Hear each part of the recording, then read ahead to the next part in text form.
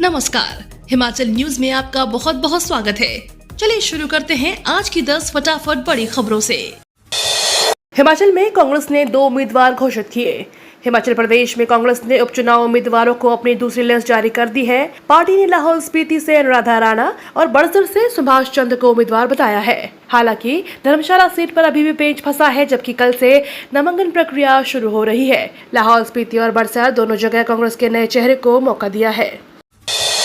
हिमाचल में 7 मई से शुरू होगी नामांकन पत्र भरने की प्रक्रिया।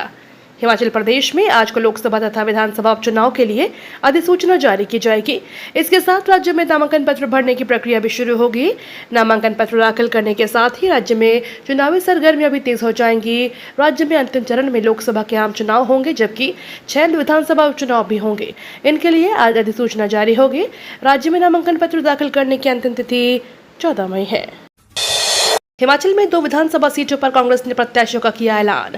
कांग्रेस पार्टी ने हिमाचल प्रदेश में उपचुनाव के लिए पार्टी का उम्मीदवार घोषित किया। कांग्रेस ने लाहौल स्पीति से अनुराधा राणा को उम्मीदवार घोषित किया है। वहीं बड़सर विधानसभा सीट पर सुभाष चंद्र को कांग्रेस ने मौका दिया है।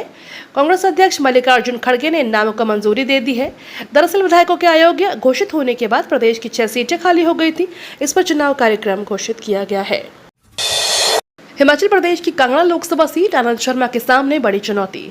कांगड़ा संसदीय क्षेत्र से कांग्रेस ने अपने बड़े नेता आनंद शर्मा को प्रत्याशी बनाकर पहली बार ब्राह्मण कार्ड खेला है, लेकिन आनंद की राह में चुनौती सीमित समय तक पहुंचाना है। 1 जून को मतदान है।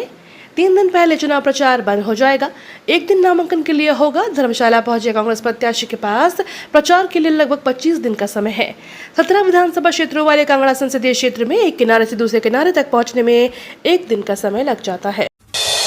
कंगना के परिचयकर्ता बनकर रह गए जयराम। उप मुख्यमंत्री अग्निहोत्री ने नेता प्रतिपक्ष पर कसा तंज। उप मुख्यमंत्री मुकेश अग्निहोत्री ने कहा कि नेता प्रतिपक्ष जयराम ठाकुर पहले अपने आप को हिमाचल का स्टार प्रचारक मान रहे थे, अब केवल मंडी संसदीय क्षेत्र के उम्मीदवार कंगना के परिचयकर्ता बनकर रह गए हैं। जिस प्रकार से निर्दलीय विधायकों ने इस्तीफा दिया है वह समझ से परे है। ऐसा लगता है कि जयराम ने उन्हें भी डुबो दिया। उन्हें तो कोई मजबूरी नहीं थी, उन्होंने जनमत का अपमान किया है।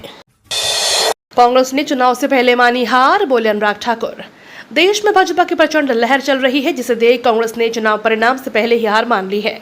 यह बात केंद्रीय सूचना एवं प्रसारण एवं युवा एवं खेल मामलों के मंत्री अनुराग सिंह ठाकुर ने ऊना विधानसभा क्षेत्र के तहत दहला में पन्ना प्रमुख सम्मेलन के दौरान कही। श्री ठाकुर ने कहा कि कांग्रेस को झूठ, भय और भ्रष्टाचार से आगे बढ़कर अब डीप फेक का उपयोग कर रही है। कांग्रेस की देश विरोधी नीतियों का आलम यह है, आज उन्हें समर्थन भारत से नहीं बल्कि पाकिस्तान से मिल रहा है। 8 मई को मंडी आएंगे बीजेपी राष्ट्रीय अध्यक्ष जेपी नड्डा। भारत के राष्ट्रीय अध्यक्ष जेपी नड्डा 8 मई को मंडी जिला के दौरे पर आएंगे। इस दौरान वह नाचन विधानसभा क्षेत्र से सेगली में एक विशाल जनसभा को संबोधित करेंगे। इस बारे में जानकारी देते हुए भाजपा के प्रदेश प्रवक्ता और सुंदरनगर से विधायक राकेश जम्वाल ने कहा, भाजपा राष्ट्रीय अध्यक्ष जगत प्रकाश नड्डा का चुनाव की दृष्टि से मंडी संसदीय क्षेत्र का पहला दौरा है। बिलासपुर में पन्ना प्रमुख सम्मेलन को संबोधित करने के बाद वह मंडी जिला के नाचन विधानसभा से सेगली में विशाल जनसभा को संबोधित करेंगे। ऑपरेशन लोटस फेल होने के बौखलाए भाजपा। हिमाचल प्रदेश के शिक्षा मंत्री रोहित ठाकुर ने कहा कि भारतीय जनता पार्टी के नेता प्रदेश में ऑपरेशन लोटस फेल होने से पूरी तरह से बौखला गए हैं। धनबल का इस्तेमाल कर राजनीति मंडी से विधायकों को खरीदा, लेकिन भाजपाइयों के मुख्यमंत्री व मंत्री बनने के मंसूबे धरे के धरे रह गए। उन्होंने कहा कि भाजपा नेताओं के लिए मुख्यमंत्री सुखविंदर सिंह सुक्खू दुख का सबसे बड़ा कारण है, क्योंकि वर्तमान राज्य सरकार ने भ्रष्टाचार के सभी दरवाजे को बंद कर दिया है और उनकी लूट की दुकान बंद कर दी गई। टांडा मेडिकल कॉलेज में चंबा का व्यक्ति निकला कोरोना पॉजिटिव। चंबा में एक व्यक्ति की कोरोना रिपोर्ट पॉजिटिव मिली है। टांडा मेडिकल कॉलेज में 77 लोगों का कोरोना टेस्ट किया गया, जिसमें चंबा के एक व्यक्ति कोरोना संक्रमित पाया गया। यह व्यक्ति हिमाचल पुलिस में सेवारत है। बुखार और जुकाम से पीड़ित होने पर उन्होंने जांच करवाने का निर्णय लिया। रिपोर्ट की जानकारी मिलते ही उन्हें प्रशासन की ओर से छुट्टी दे दी गई है। आईजीएमसी शिमला में 3 साल बाद फिर होंगे किडनी ट्रांसप्लांट, विशेषज्ञ तैनात। इंदिरा गांधी मेडिकल कॉलेज शिमला में करीब 3 साल बाद फिर किडनी ट्रांसप्लांट होंगे। अस्पताल में चल रहे नेफ्रोलॉजी विभाग के चिकित्सकों की टीम जल्द 2 मरीजों का किडनी ट्रांसप्लांट करेंगी। ऐसे में कुछ दिनों के भीतर ये सुविधा शुरू हो सकती है। नेफ्रोलॉजी विभाग के कुछ समय पहले ही विशेषज्ञ चिकित्सक की तैनाती हुई है। ऐसे में जो मरीज किडनी ट्रांसप्लांट करवाने के लिए प्रतीक्षा में थे, उनका इंतजार अब खत्म होगा। पड़ोसी राज्यों की मंडियों में किलो के हिसाब से सेब खरीद का प्रयास करेगी सरकार। हिमाचल प्रदेश की मंडियों के बाद अब पड़ोसी राज्यों की मंडियों में भी किलो के हिसाब से सेब खरीद के लिए राज्य सरकार ने प्रयास शुरू कर दिए। इसी कड़ी में जल्द ही सरकार पड़ोसी राज्यों की सरकारों से चर्चा करेगी तथा उनके राज्यों में सेब किलो के हिसाब से खरीद का नियम बनाने के लिए सहयोग की अपील करेगी। इससे बागवानों को लूट से बचाया जा सकेगा।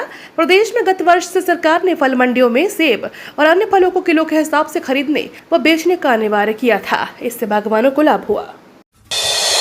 7 से 10 मई तक दिल्ली में चलेगी भयंकर लू। दिल्ली एनसीआर में आज से लेकर 10 मई तक लू चलेगी। मौसम विभाग ने इसकी चेतावनी दी है। अगर आप इस लू से बचना चाहते हैं, आप पहाड़ों के हिल स्टेशन का रुख कर सकते हैं। वहां की प्राकृतिक सुंदरता टूरिस्टों को मंत्रमुग्ध कर देती है। आप वहां पे समय बिता सकते हैं। हम आपको हिमाचल प्रदेश के 5 हिल स्टेशनों के बारे में बताएंगे जो बेहतर सुंदर हैं और दुनिया भर में जहां टूरिस्ट आते हैं। राहुल गांधी ने कहा, पेपर बनाने वाले अगड़ी जातियों के होते हैं, इसलिए दलित फेल हो जाता है। कांग्रेस नेता राहुल गांधी का एक वीडियो सोशल मीडिया पर तेजी से वायरल हो रहा है, जिसमें वह कुछ लोगों से बातचीत करते हुए नजर आ रहे हैं।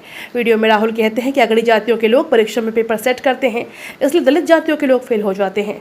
वह आगे कहते हैं कि इसका मतलब जो सिस्टम को कंट्रोल कर रहा है वही मेरिट डिसाइड कर रहा है। गिरिराज सिंह ने कहा, पीएम मोदी ने आंख दिखाई तो पाकिस्तान का नाश हो जाएगा। केंद्रीय मंत्री गिरिराज सिंह ने फारूक अब्दुल्ला के पाकिस्तान ने चूड़ी नहीं पहन रखी है वाले बयान पर जोरदार हमला बोला है। गिरिराज ने कहा कि नरेंद्र मोदी अगर थोड़ी सी आग दिखाएंगे तो पाकिस्तान का नाश हो जाएगा, इसलिए वह पाकिस्तान का सर्वनाश ना करें। अगर थोड़ा सा भी परमाणु बम इस ओर आया तो पाकिस्तान का मिटना तय है। पुंछ आतंकी हमले में शामिल आतंकियों का स्केच जारी। जम्मू कश्मीर के पुंछ में भारतीय वायुसेना के काफिले पर हुए आतंकी हमलों में शामिल आतंकवादियों का स्केच जारी कर दिया गया है। साथ ही दोनों पर 20 लाख का इनाम घोषित किया गया है। सुरक्षा बलों की टीम आतंकियों की गिरफ्तारी के लिए तलाशी अभियान भी चला रही है। आपको बता दें, शनिवार को हुए इस हमले में सेना के एक जवान विक्की पहाड़े इलाज के दौरान शहीद हो गए और 4 अन्य सैन्यकर्मी घायल हैं। ये तो थी आज की 10 बड़ी खबरें। डेली खबरों से अपडेट रहने के लिए चैनल को सब्सक्राइब करना बिल्कुल ना भूलें।